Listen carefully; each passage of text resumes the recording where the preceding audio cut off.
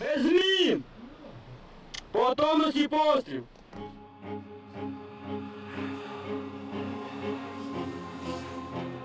Blood and dust.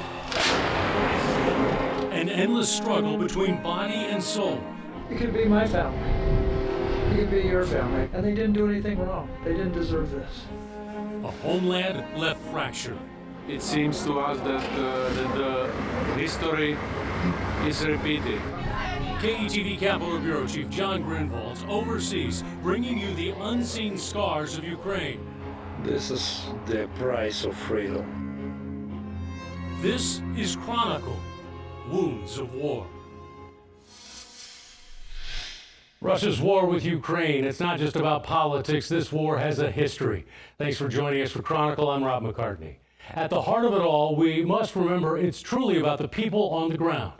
KETV's new Capitol Bureau Chief John Grinwald has been to Ukraine 4 times, most recently for about 3 weeks this spring.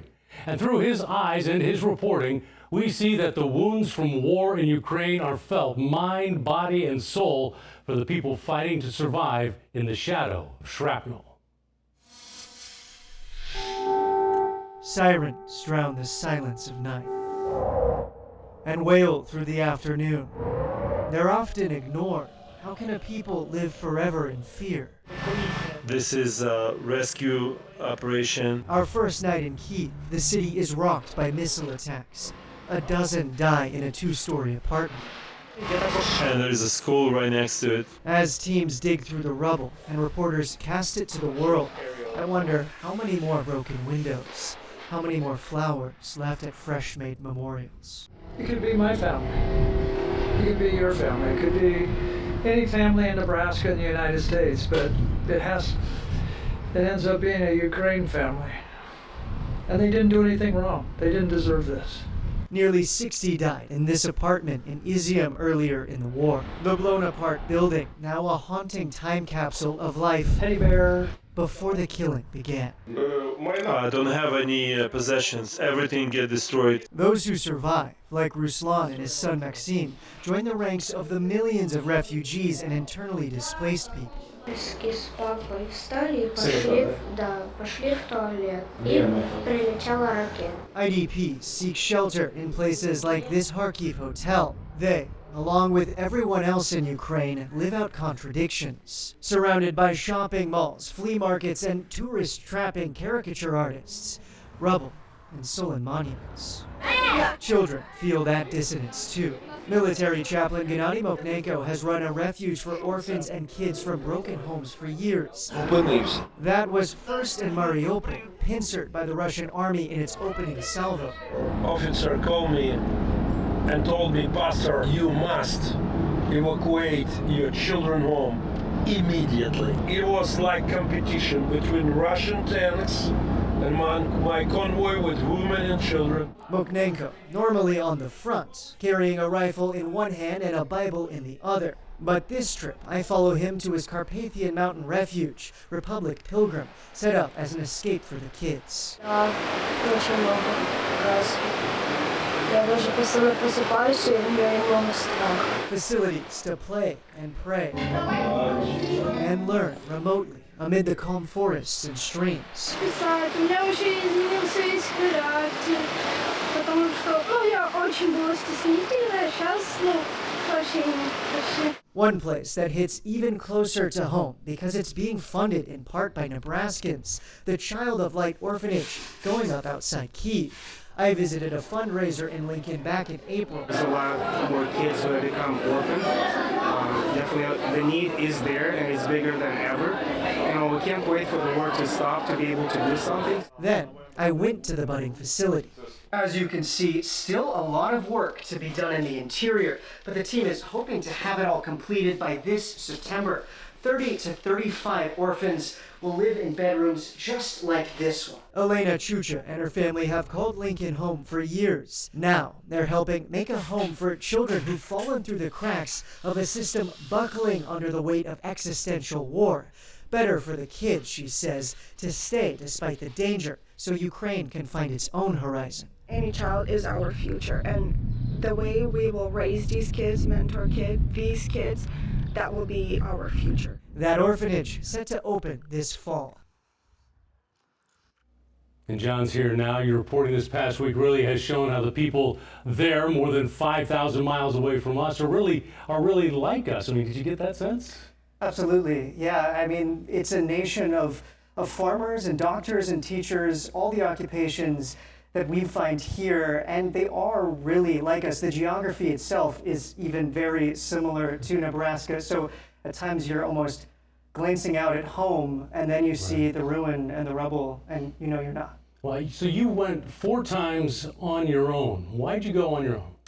That's a great question. I think the first time that I went, I've always really wanted and been drawn to conflict reporting.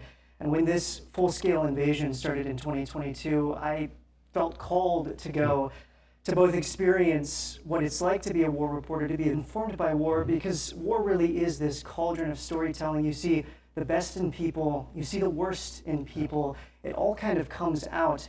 And also with Ukraine, what happens there matters for us, even here in Nebraska. We're not landlocked from this conflict. And so I thought that raising awareness here of the conflict was really important. What's stuck with you the most? I think it's the contradictions that these people have to live out day to day. You know, they're just like you and me. They have to pay the bills. They have to do all the things, all the monotony of daily life. And then they face missile attacks at night. They face constant sirens. They have so many people, so many loved ones who they've lost in this. There's all sorts of dissonance there that they're living with every single day. And that really makes me empathize with them. And I think it's important for all of us to recognize what the day-to-day life and struggle is for them. It's really amazing. I had the opportunity to go to Bosnia back in '03, and landmines were a big problem there. I was actually in a minefield when they detonated a couple unexpectedly. It's been 30 years since that war was over, and landmines are still an issue. Seems like that may be the case here. Absolutely. Even more so than in Bosnia. You know, Ukraine is the most mined country in the world, and that's a part of fighting that a lot of people I don't think about, is the scars the land itself will wear decades and decades to come. And the scale and the immensity of the mining operations, the landmines in Ukraine, it's unimaginable. Beauty is a lamp in the bleakness of war. For our interpreter and guide Bogdan Timura, there's some respite in the holy mountains overlooking a monastery. I remember this place when I was a small kid. We was going here with my family. But 15 miles from the front, this view of the verdant valley gives way to a smoldering horizon. Some smoke there, some smoke there. A statue honoring those who stood guard against the German army pierced by bullets. It was already captured by Russians, and you can see some building already destroyed, some already restored.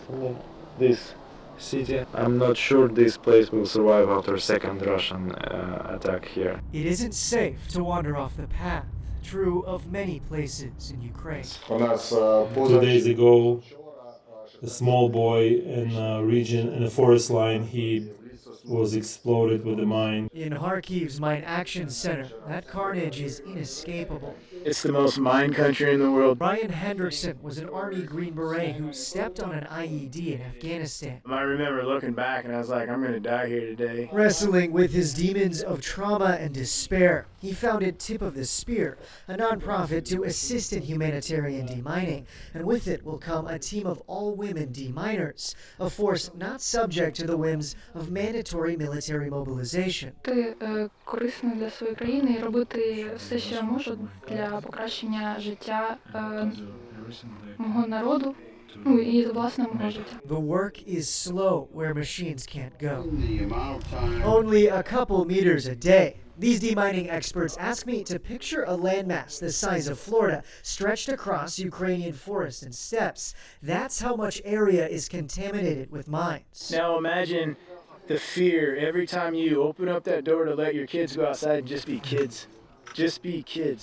And you open up that door And you're always waiting for that earth-shattering explosion that's going to change their lives and your family's life forever. Scars the plants and animals won't soon forget. If Ukraine is ever mine-free, at least 80 to 100 years. And once you start to change the migration patterns, now all of a sudden you start to change, the ecological system. A plight for the stewards of the land.